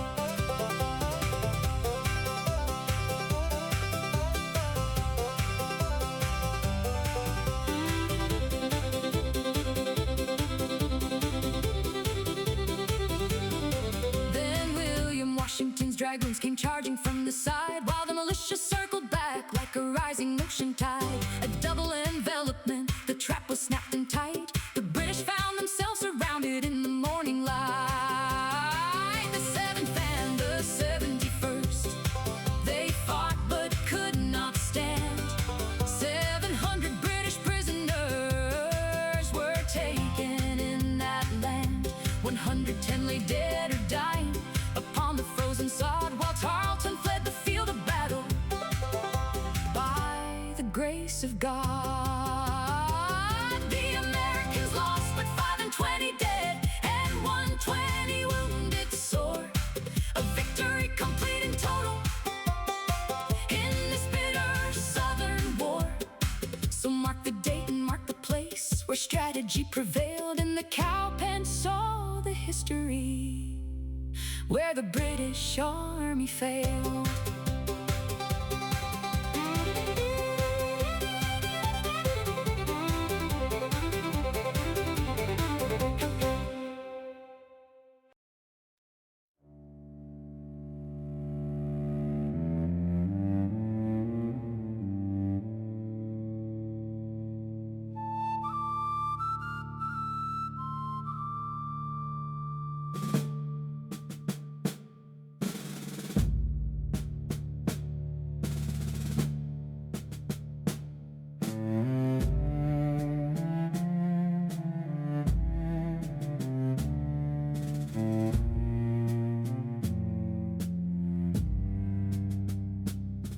We marched from the coast to the Carolina pines to break the rebellion and sever their lines.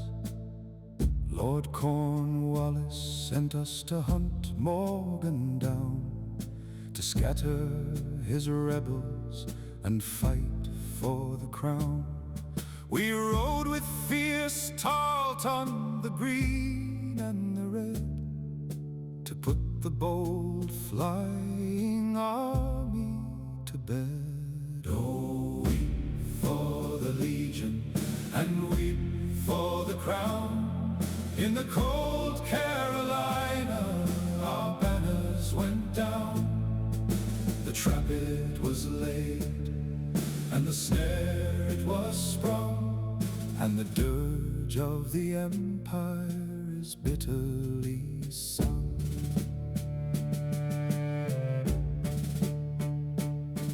We marched through the night with no ration or rest, and found them at daybreak by the broad river pressed.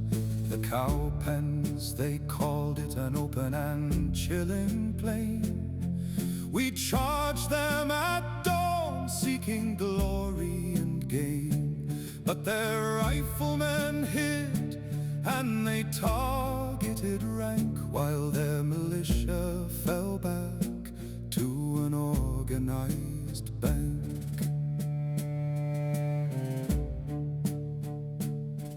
We thought them retreating, we broke our array.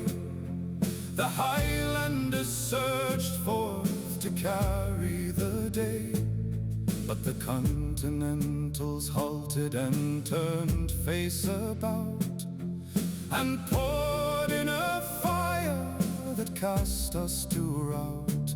Then out of the woodland their cavalry swung, and the jaws of their deadly envelopment wrung. Oh, weep for the Legion and weep for the crown.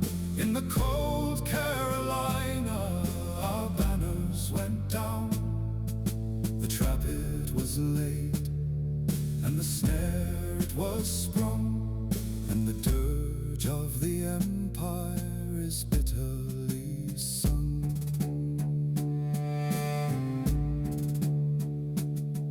Enveloped and broken, our brave Seventh fell. The fields of the cowpens had turned into hell. 500 surrendered, 100 lay slain, and the cannons we brought there were left on the plain.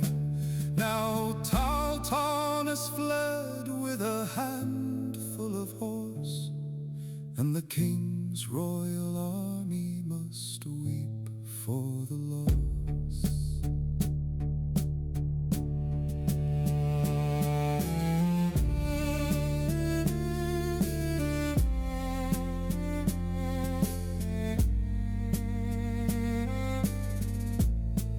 The glory is lost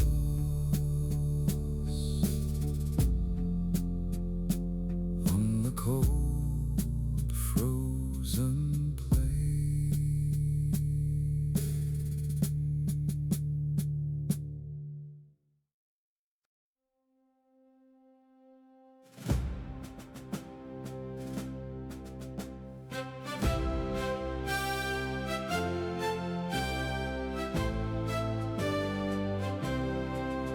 'Twas the 15th day of a cold March breeze in the year of 1781.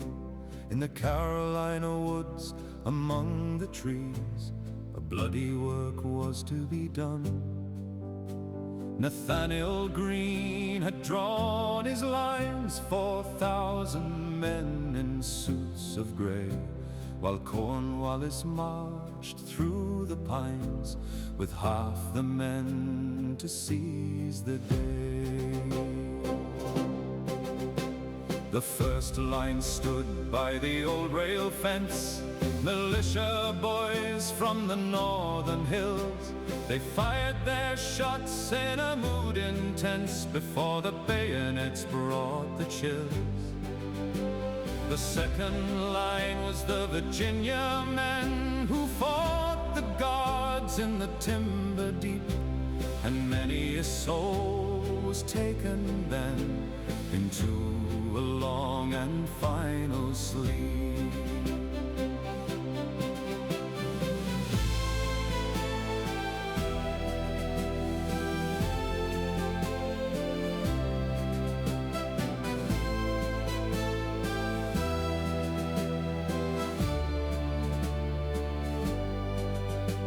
The third line held where the courthouse stood, Continentals from the Maryland line. They spilled their blood for the common good, while the sun began its slow decline. The Earl, he fired his cannons bold into the mass of the fighting throng, a story of war that's often told, where right is blurred by the hand of wrong. The British held the mud and clay, but lost the strength to fight again.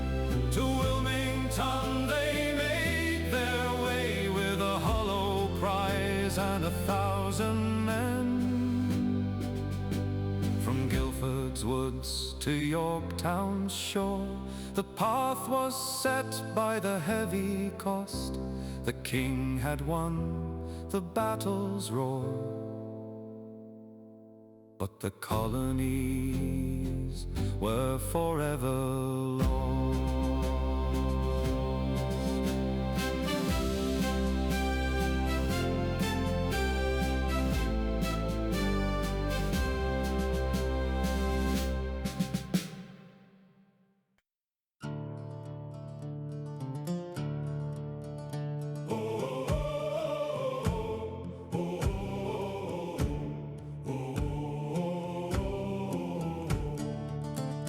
In the hills of Guilford, beneath the morning sun, Nathaniel Greene stood ready.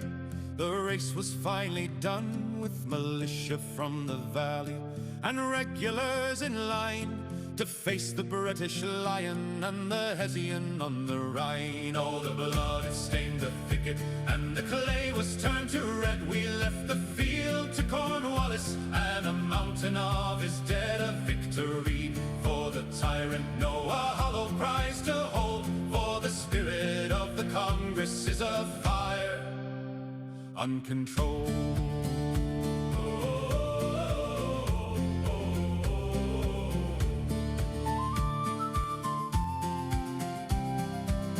The North Carolina rifles gave a volley loud and true. Then the Marylanders charged them as the smoke began to brew. But the cannons of the Earl fired on friend and foe the same, a desperate man's endeavor in a cruel and bloody game. We left the field in ordered pace to fight another day, while the redcoat counts his losses in the North Carolina clay.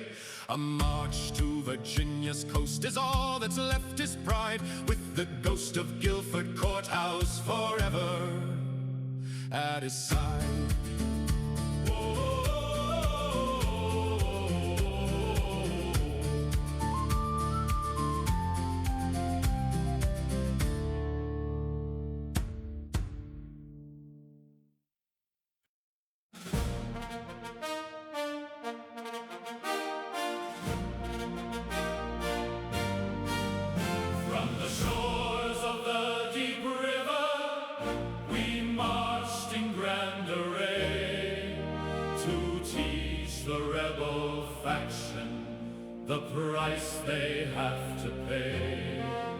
with the 23rd in column and the guards in steady stride. We broke the first enclosure and we crushed the rebel pride. God save the king and country, let the royal banners fly. At Guilford's lonely courthouse we saw the rebels die. Though the cost was high and heavy, we are masters of the day, and the crown shall rule the Carolinas, come whatever may.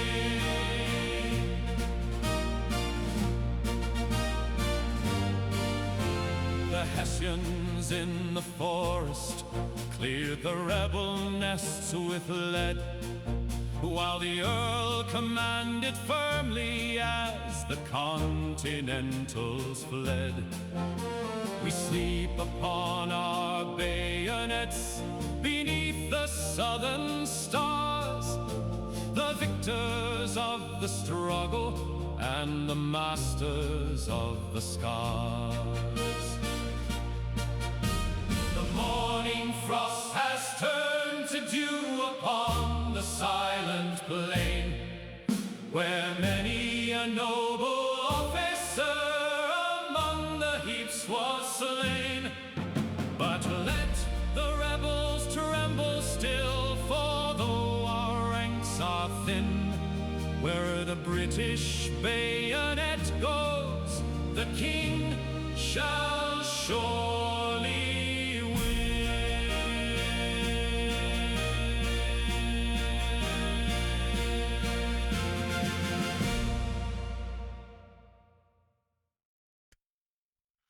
In 1781, the 5th of September sun, the American war's almost done. Off the Virginia Capes, where the sea and the sky meet, came the clash of the giants, the world's greatest fleet. Admiral Douglas with 24 in his line, against Graves 19 in the morning shine. The British had the wind, but the French had the bay, and the fate of a nation was decided that day. The Ville de Paris and the London did glare as the thunder of cannons filled the salt air. 100 were fallen on the British side, while the French held the mouth on the turning tide. The British van suffered, the terrible sank, until Admiral Graves from the battle had turned. He sailed for New York to repair and to mend, while Cornwallis' hopes came to a bitter end. A strategic defeat for the crown and the king, as the bells of the rebels began for to ring. With the sea in French hands, the siege was complete, and Yorktown was won by the naval defeat.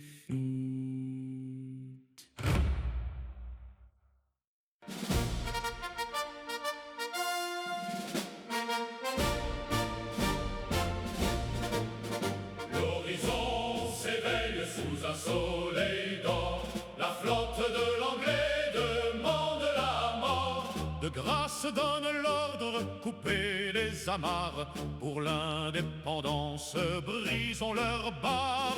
Chantez la victoire, le vent nous soutient, le destin du monde est entre nos mains. Grave s'enfuit dans l'ombre et la peur, la France est ici le vainqueur, le Seigneur. Leurs mâts se fracassent sous nos canons fiers, nous sommes les maîtres de toutes les mers. Cornwallis s'enferme, son sort est scellé, grâce à nos marins le nouveau monde est né. Voyez-les fuir vers le nord dans la brume et le froid, tandis que nos canons imposent la loi. Le blocus est scellé, Yorktown va fléchir,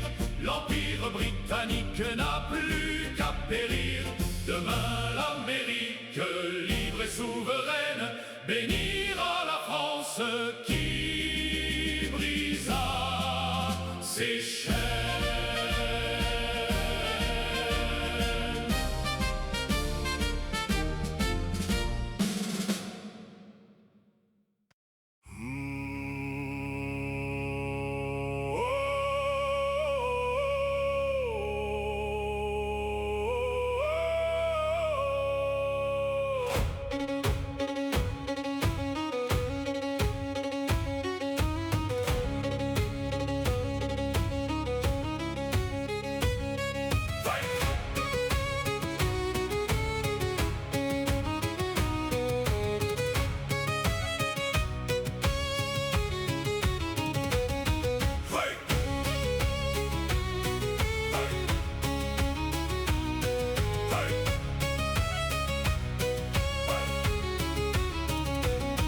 We sailed from New York with the wind in our hair to find General Cornwallis in deep despair. But at the Cape's mouth the French lilies did fly, 24 giants 'neath the Virginia sky. Oh, the signals were crossed and the line was all wrong. The Frenchies were steady, their metal was strong. We drift in the dark while the colonies fall. The Chesapeake's waters have swallowed us all. The Terrible shattered, her hull is a sieve. Too many brave sailors with no life to live.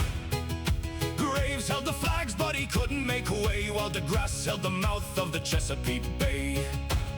Now the Terrible groans as she sinks to her grave, scuttled and burnt 'neath the dark Atlantic wave.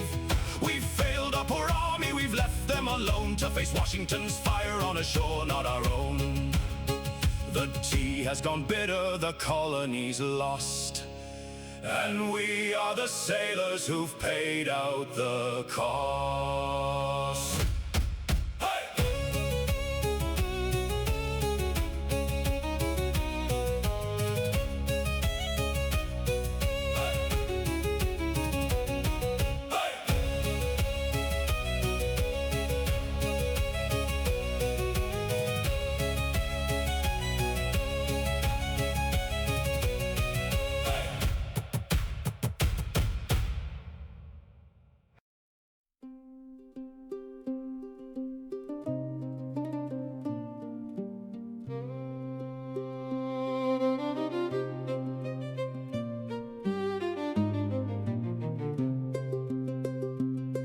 In 1781, beneath the Virginia sun, the final chapter of the war had finally begun. Near the banks of the York, where the tides run deep, the British took a promise they couldn't hope to keep. General Washington led the Continental line, with Rochambeau and Lafayette their fortunes did entwine. 8,000 Frenchmen in their coats of white stood beside the rebels through the smoke and the night. 18-pounder cannons sang a thunderous refrain, tearing through the earthworks and the ships upon the main. The Hessian Guard at 9 fought with courage in their eyes, but the Frenchmen charged with fervor under dark and gloomy skies.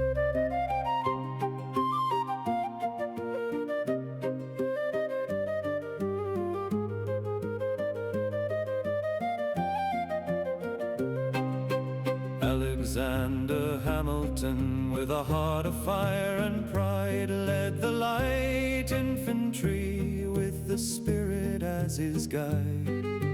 With unloaded muskets, they stormed the 10th redoubt, raising high the victory cry, putting all the foe to rout. Cornwallis felt the circle close, no rescue from the sea. The Royal Navy turned away, leaving no way to be free. He sent a drummer to the wall to beat the parley beat, while the thunder of the mortars died in a bitter, cold retreat.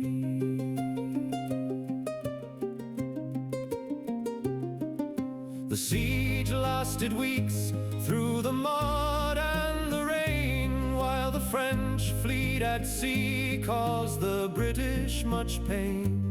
Redoubts 9 and 10 fell to the bayonet's gleam, ending Cornwallis's colonial dream. At the Moore House they gathered to sign the fated page, ending years of conflict and a long and weary age. The British marched in sorrow as the world turned upside down, leaving behind the sandy bluffs of Yorktown's quiet town.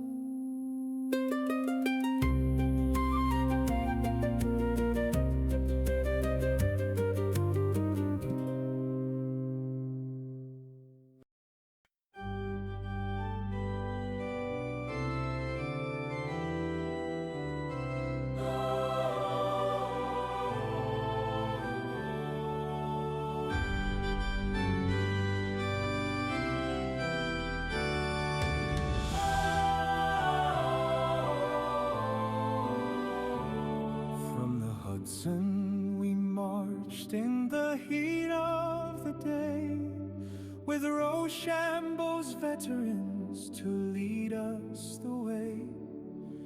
The Briton is cornered, his back to the tide, with Washington leading, with God on our side.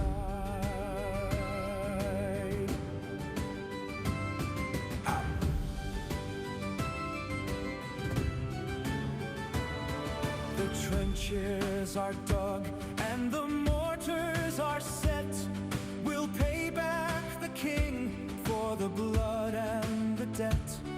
The shells hiss like serpents through the night's heavy air, while the redcoats are trapped in a desperate snare. Through the abbey's thick and the shadows of night, we stormed the redoubt in a thunderous fight. Hamilton's men took the 10th by the blade, while the French at the 9th made the redcoats afraid. Oh, see the white lilies and stripes in the air. The British are surrendering in utter despair. The war, it is over, the victory won. The United States rises like the morning sun. Hey!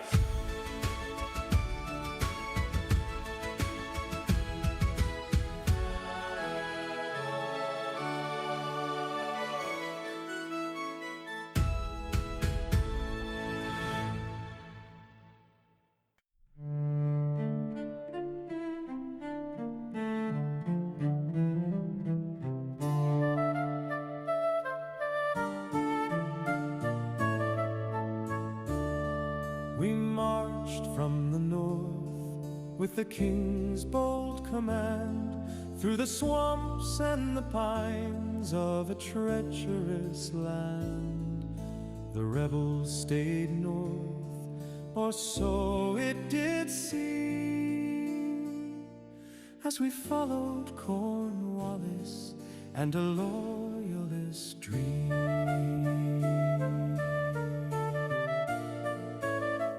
In Yorktown we dug in the sand and the clay, while the French ships of line kept the navy at bay. No powder, no bread, and the river so wide, with the shadow of hunger on every side.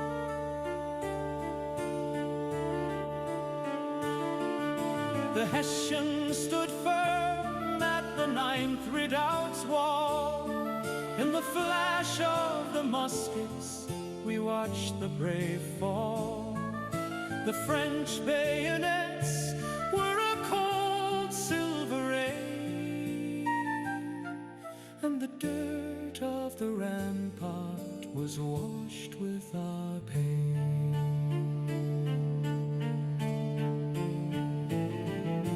Hamilton's shadow rose dark on the hill, with the steel of his blade and a murderous will. No shot from their muskets, they came like the tide, overthrowing the 10th, our watching sentries deny.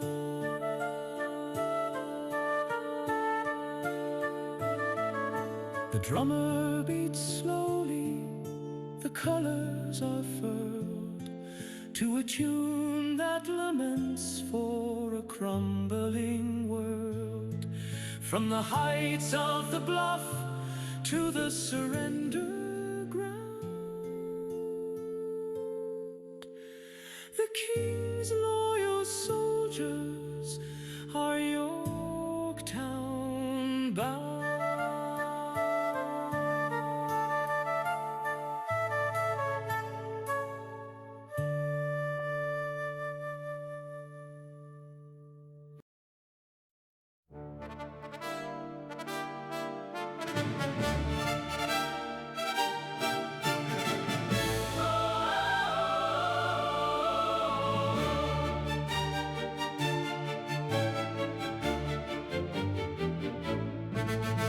The smoke has cleared from Yorktown's plain. No more shall we wear the tyrant's chain. In Paris halls the ink runs deep, the promises that sovereign nations keep.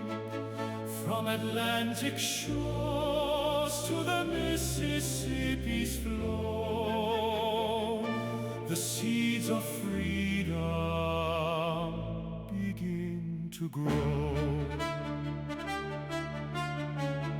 Le lys et l'aigle, Unis par le sort, ont bravé ensemble le vent et la mort, la couronne s'incline devant la raison. La paix fleurit en cette nouvelle saison. Sous les ors de Versailles et l'éclat de Paris, le monde salue nos peuples chéris.